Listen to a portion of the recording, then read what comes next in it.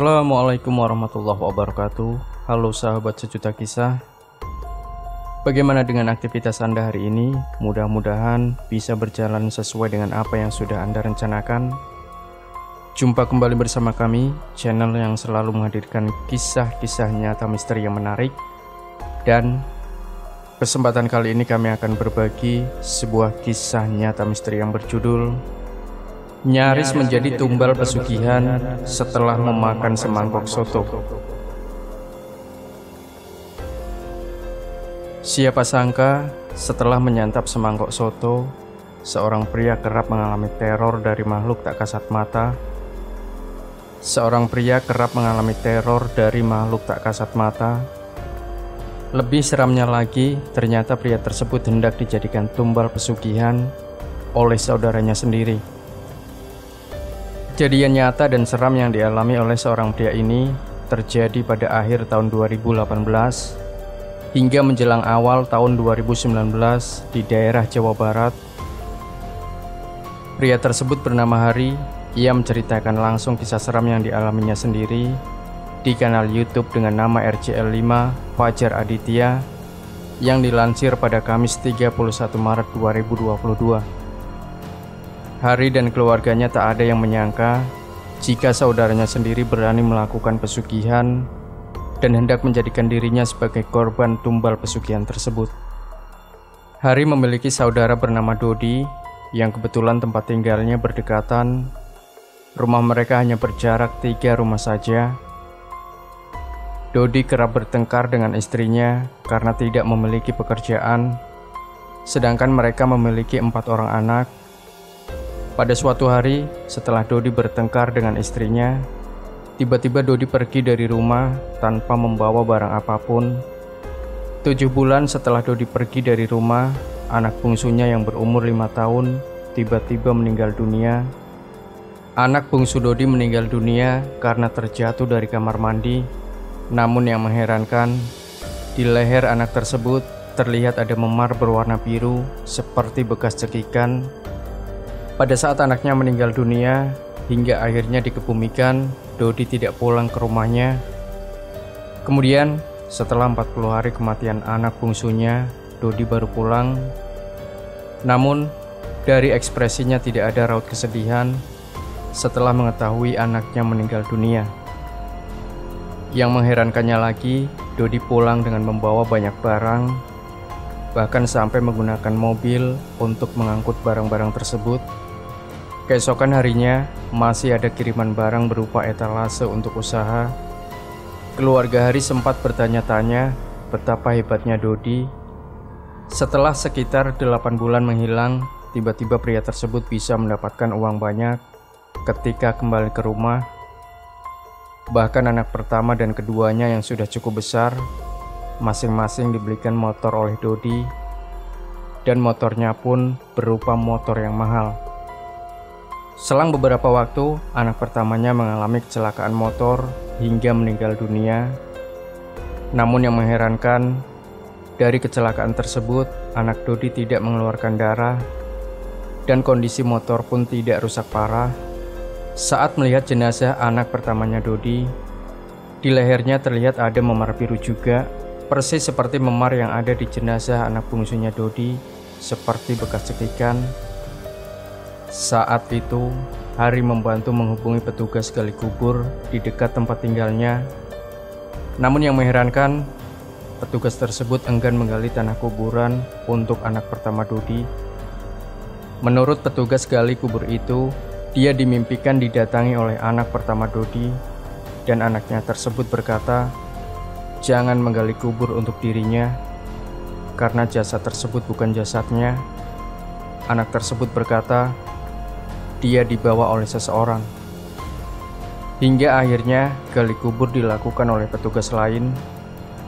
Kejadian aneh terjadi saat seseorang akan mengadzani jasad anak Dodi di pemakaman. Orang yang hendak melakukan azan terlihat linglung dan ragu-ragu, hingga akhirnya diadzani sambil sedikit terbata-bata.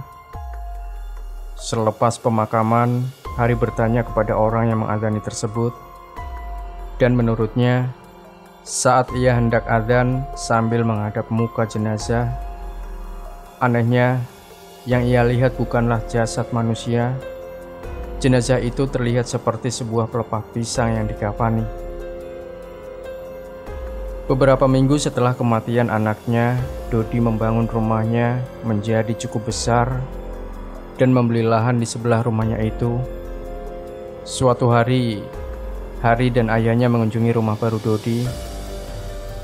Tanpa sepengetahuan Dodi, Hari masuk ke belakang rumah dan dia melihat sebuah ruangan misterius. Ruangan tersebut pintunya digembok dari luar dan di depannya terdapat 2 payung. Tiba-tiba Hari ketahuan masuk tanpa seizin Dodi, dan Dodi pun marah hingga akhirnya dia mengusir Hari dan ayahnya. Keesokan harinya, Hari pun meminta maaf kepada Dodi.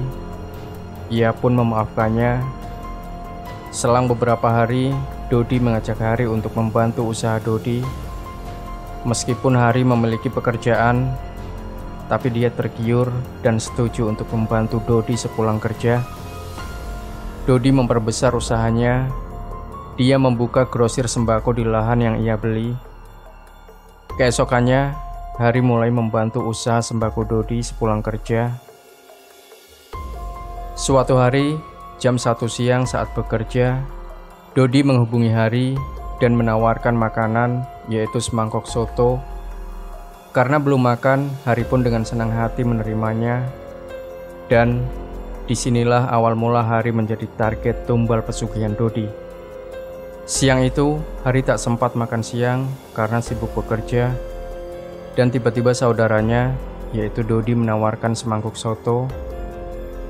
Sesampainya di rumah Dodi, soto untuk Hari ternyata sudah disiapkan.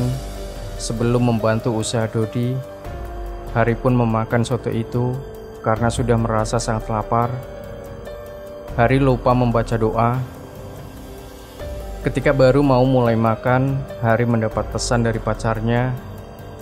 Ia pun bercerita bahwa dirinya sedang memakan soto yang sangat nikmat. Kemudian pacarnya mengingatkan Hari untuk berdoa, dan akhirnya Hari pun berdoa. Walaupun terlambat, namun setelah berdoa, anehnya lambat laun rasa soto itu berubah. Tadinya rasa soto itu sangat enak dan gurih. Namun setelah berdoa, lama-kelamaan rasanya menjadi semakin tidak enak dan hambar. Kemudian tiba-tiba Hari merasa mual dan tak sanggup menghabiskan soto itu. Hari pun tidak jadi membantu usaha Dodi karena badannya semakin mual dan terasa tidak enak. Keesokan harinya, saat hendak bekerja, Hari masih merasa tidak enak badan sampai izin tidak bekerja. Hari pun beristirahat di rumah. Pada saat di rumah sekitar pukul 10 pagi, Hari membuat teh di dapur. Namun anehnya, kepala dan kakinya terasa dingin. Tiba-tiba Hari mendengar suara yang menggema di telinga kirinya.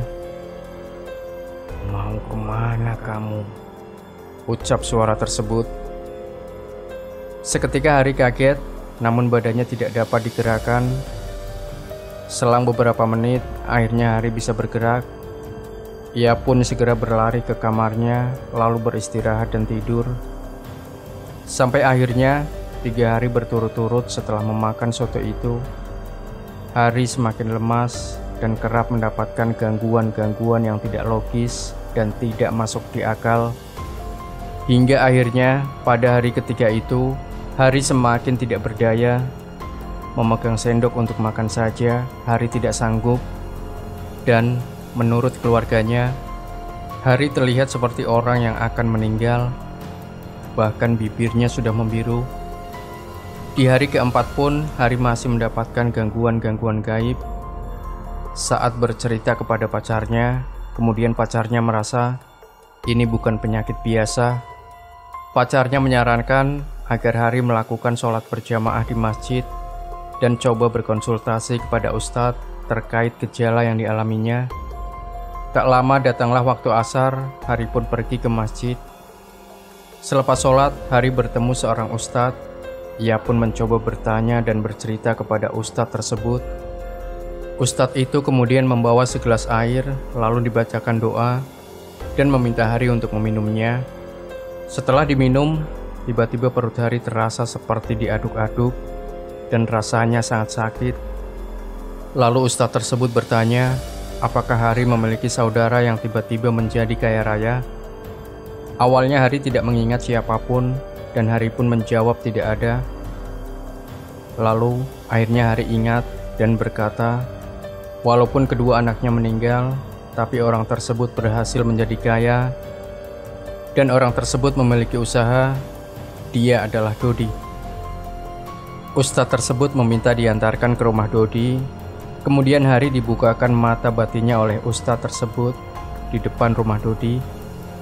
Seketika rumah Dodi berubah menjadi lautan dengan gerbang tinggi, dan di depannya terdapat makhluk penjaga yang tinggi besar.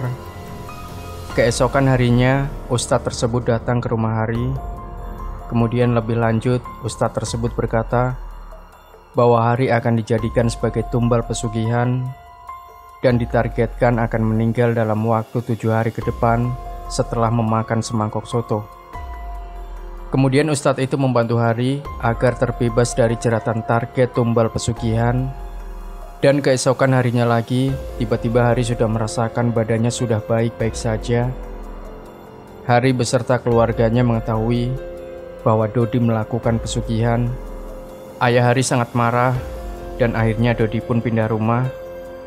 Bersyukur Hari dapat terbebas dari target menjadi tumbal pesugihan atas bantuan ustadz. Dan menurut informasi yang didapat Hari, tak lama setelah Dodi pindah, ibu mertuanya meninggal dunia dan memiliki tanda memar di lehernya. Demikian sahabat Sejuta Kisah. Berikan komentar Anda, like, share video ini, subscribe channel Sejuta Kisah, dan kembali nantikan kisah nyata horor terbaru dari kami setiap harinya. Sampai jumpa. Wassalamualaikum warahmatullahi wabarakatuh.